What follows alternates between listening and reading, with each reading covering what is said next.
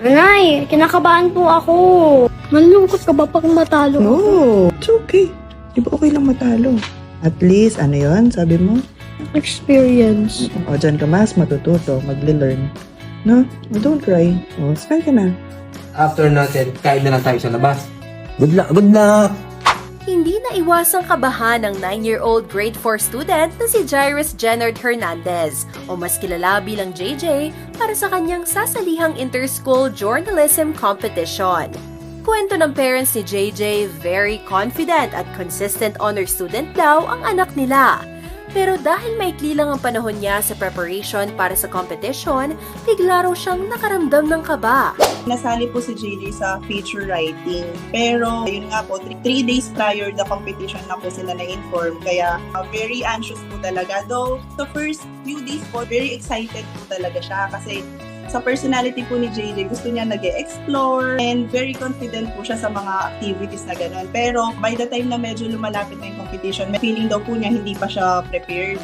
Sabi ni Mami Claire na kaugalian na nilang kamustahin si JJ tuwing umuwi siya galing school para malaman nila kung naging masaya ba ang araw niya. Dito na nakapag-open up si JJ sa kanyang pamilya.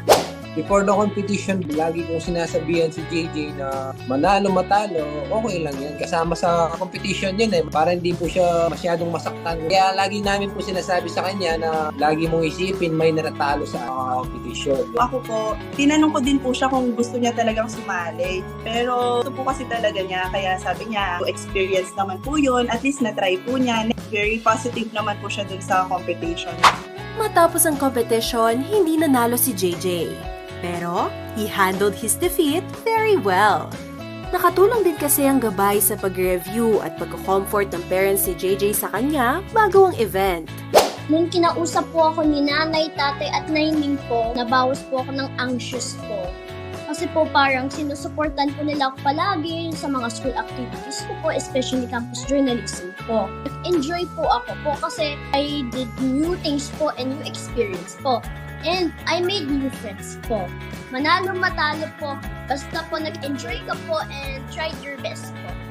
Ayon kay Mami Claire at Daddy Jung, thankful sila dahil flexible ang kanilang trabaho kaya nakakapunta sila sa school activities bilang suporta sa kanilang anak.